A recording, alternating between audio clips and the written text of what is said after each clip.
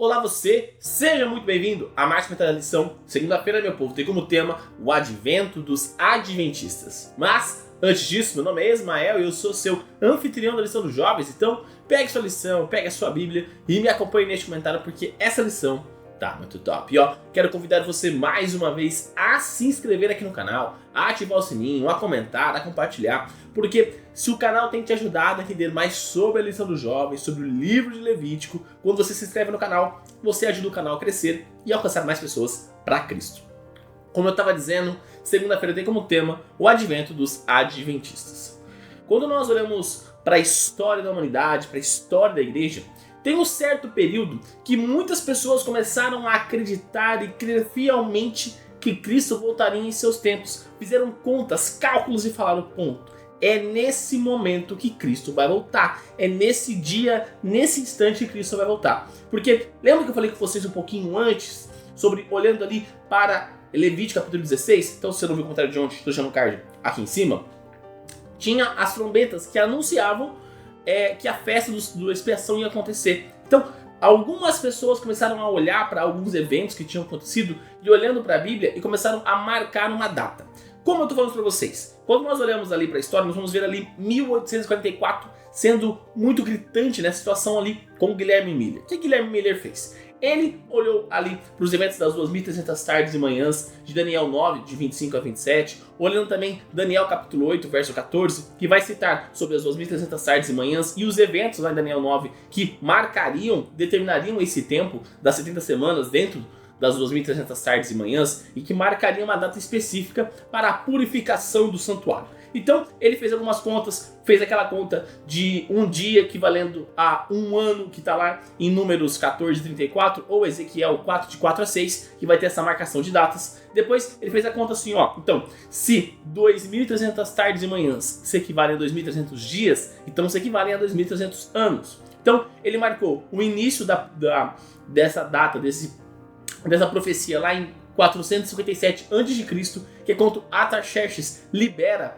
a reconstrução de Jerusalém. Fazendo todas as contas, ele chegou em 1854. Falou, é nesse momento que Cristo irá voltar. É nesse momento que ocorrerá a purificação do santuário. Ele entendia que o santuário, que estava dizendo lá em Daniel, era a terra. Então ele creu fielmente e começou a pregar sobre a volta de Cristo. Ele começou a falar sobre o retorno glorioso de Cristo Jesus. Imagina, você vivendo e eu falando para a pessoa, fazendo as contas na sua frente, dizendo da seguinte forma: Cristo irá voltar em 10 anos. Cristo irá voltar em 5 anos. Cristo voltará daqui um mês. Então as pessoas ficavam com o coração aquecido, ficaram com o coração feliz, ficaram assim, mexidos por essa mensagem. Só que aconteceu, chegou 1854 e Cristo não voltou. E muitas daquelas pessoas que foram tocadas pelas mensagens afastaram da fé, pararam de acreditar em Daniel capítulo 8, pararam de acreditar em Deus. Só que um grupo muito pequeno, que posteriormente se tornou a Igreja Adventista, começou a estudar em oração para olhar para a Bíblia e tentar entender o porquê, o que eles erraram. E com isso começaram a entender o seguinte, que a data de 1844 estava correta, só o evento estava errado. Cristo não voltaria em 1844, mas sim passaria do lugar santo para o lugar santíssimo no santuário celestial, porque eles entenderam que existe um santuário no céu. Quando eles começaram a estudar, perceberam ali um pouco como é citado em Daniel, em Hebreus e também em Apocalipse, sobre o santuário celestial. Começaram a olhar o que Paulo falava, o que Moisés falava, o que Daniel falava, reforçando o quê? Que existe um santuário no céu e que essa purificação, na verdade, é o início do juízo investigativo. Então, desta forma, começaram a entender a importância e a relevância do capítulo 16 do livro de Levítico. Um livro que talvez as pessoas na história da igreja deixaram um pouco de lado, se tornou muito importante. Por quê? A partir do momento que eu começo a compreender a festa da expiação, a partir do momento que eu começo a entender a estrutura do santuário, eu começo a entender o que está acontecendo lá no santuário celestial. Porque lembra que eu falei para vocês que o santuário terrestre é uma sombra do santuário celestial? Então, se eu olho para a sombra, eu não consigo entender o todo.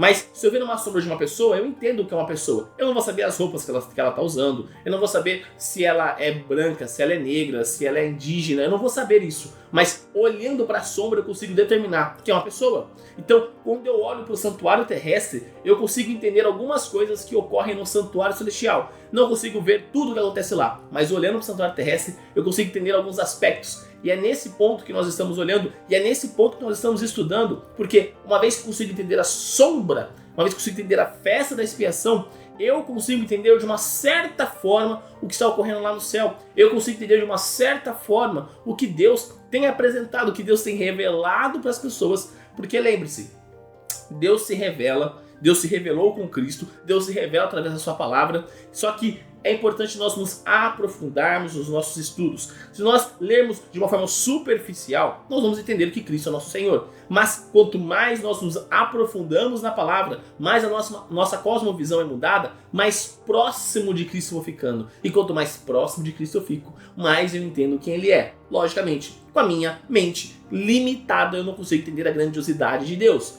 Isso é impossível. Mas eu começo a entender um pouco mais do que eu sabia ontem. E amanhã eu preciso entender um pouco mais do que eu sei hoje. E é nessa caminhada, o processo de santificação volta aqui mais uma vez no canal, mais uma vez na nossa vida. O processo de santificação é fundamental nesse crescimento.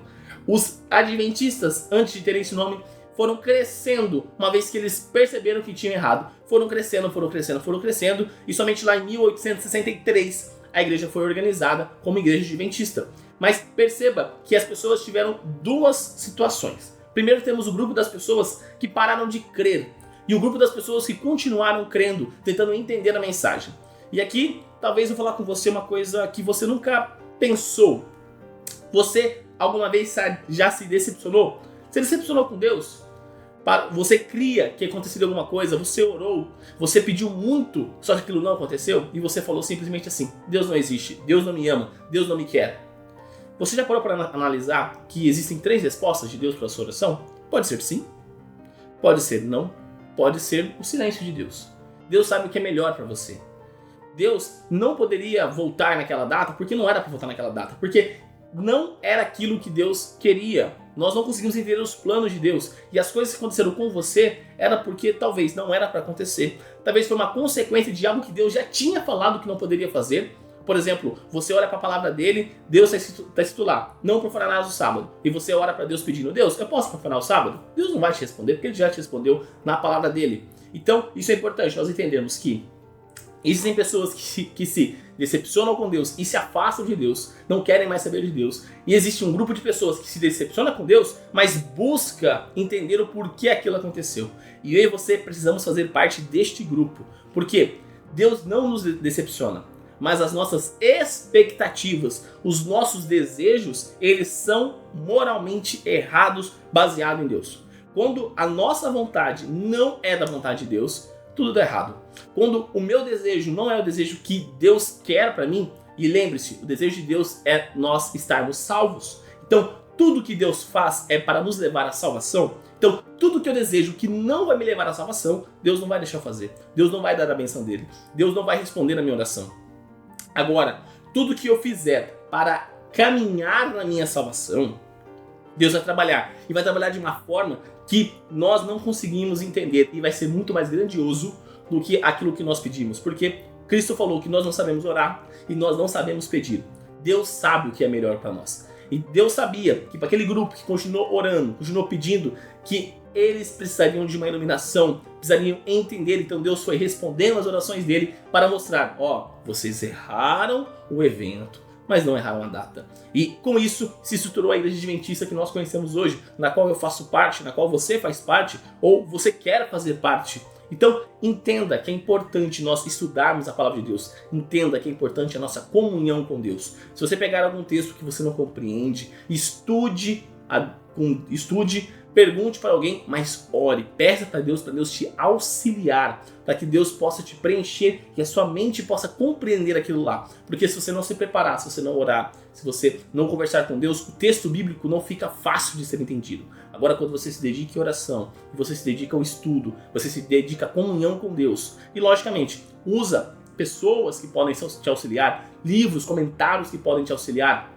Lógico, comentários bons. Não vai pegar o comentário no Facebook de alguém. Procure ali o comentário bíblico adventista, por exemplo, que vai te auxiliar a entender melhor aquele texto, para você entender e compreender aquilo lá. E também no espírito de profecia. Ellen White foi uma profetisa de Deus que recebeu a unção de Deus para escrever por ele, como uma profetisa, para nos encaminhar para a palavra de Deus. Lembre-se, Ellen White é uma luz menor para a luz maior, que é a palavra. Então, nós utilizamos Ellen White para compreender um pouco mais sobre as escrituras, mas os escritos de Ellen White não substituem a leitura da palavra de Deus. Nossa regra de fé ainda é a palavra de Deus, sola escritura, somente a palavra, somente a escritura, somente a Bíblia é nossa regra de fé. Então, precisamos entender isso fielmente para sermos um grupo diferente, um grupo que continua crendo, apesar de todas as coisas que ocorrem ao nosso redor, apesar das decepções, das desilusões. Nós precisamos ser um grupo de pessoas que continua proclamando a volta de Deus. Precisamos continuar proclamando a vontade de Deus de salvar as pessoas e lembrar as pessoas que o juízo de Deus está acontecendo neste momento. Chegará um momento onde as pessoas não terão mais a oportunidade de escolherem a salvação, porque a porta da graça estará fechada. E neste momento, eu convido você a fechar os seus olhos e orar comigo.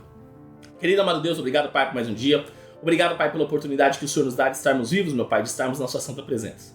Gratos somos, Pai, porque mais um dia o Senhor nos dá e mais uma vez temos a oportunidade de receber as suas misericórdias, Pai, que se renovaram nessa manhã. Pai, pedimos que o Senhor continue trabalhando no nosso coração, meu Pai. Talvez nós, neste momento, somos um grupo de pessoas que estamos desiludidos com o Senhor, meu Pai. E talvez o nosso coração quer se afastar de Ti, uma ação do inimigo, Pai. Mas que possamos ser igual ao outro grupo que nós estudamos hoje, Pai. O grupo das pessoas que se deitou na Tua palavra, que aproveitou, que estudou, que se entregou ao Senhor, Pai, para que o Senhor pudesse auxiliá-los a entender um pouco mais sobre a Tua verdade, meu Pai. Peço que o Senhor continue trabalhando no nosso coração para que possamos realmente compreender o que o Senhor quer, qual é o Seu desejo para nós, Pai, de que forma possamos alcançar a salvação que só existe no Teu santo nome, Pai. Porque a nossa vontade, se nós seguirmos os nossos desejos, é cairmos em tentação e recebermos a morte eterna que é consequência do pecado, meu Pai. Mas uma vez que a nossa vontade está alinhada com a Tua vontade, aí sim conseguimos viver caminhando rumo às mansões celestiais, meu Pai. Fique conosco, perdoe os nossos pecados e tudo isso eu te peço e te agradeço em nome do Seu Filho Jesus. Amém.